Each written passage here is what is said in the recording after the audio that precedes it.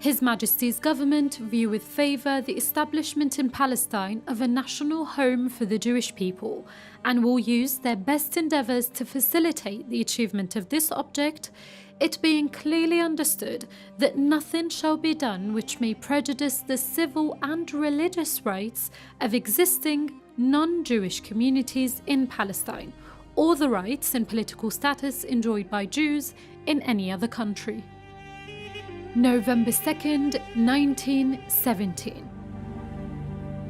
On that day, Arthur Balfour, Britain's then Foreign Secretary, sent a letter to Lionel Walter Rothschild, who was a figurehead of the Jewish community in Britain, declaring support for the establishment of a national home for the Jewish people in Palestine. After World War I, before the British Mandate for Palestine, Jews made up 3% of the total population.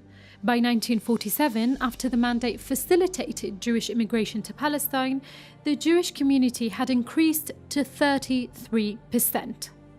The Balfour Declaration is considered a main catalyst for the events that led to the Nakba in 1948, when Palestinians were ethnically cleansed by the Zionist armed gangs who were previously trained by British troops to fight alongside them in World War II. During the Nakba, over 750,000 Palestinians were forcibly expelled from their own homeland.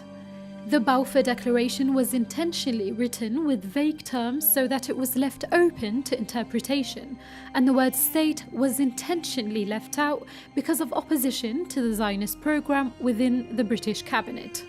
After many documents were declassified in the United Kingdom, scholars were able to obtain several drafts of the declaration before it was published in its final form that consisted of one sentence of 67 words.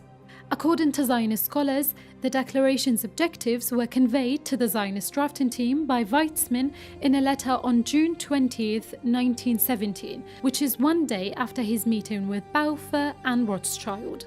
He proposed that the British government's declaration should state its conviction, its desire, or its intention to support Zionist aims for the creation of a Jewish national home in Palestine.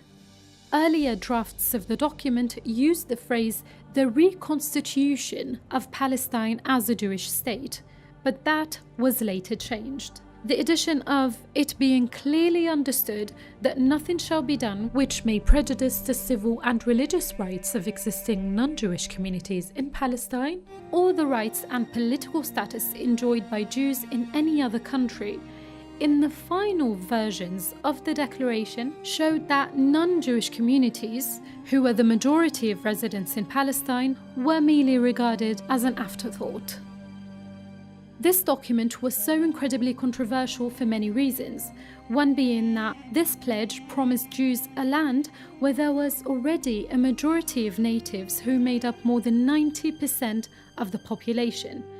And in the words of the late Palestinian academic Edward Said, the declaration was made by a European power about a non-European territory in a flat disregard of both the presence and wishes of the native majority resident in that territory.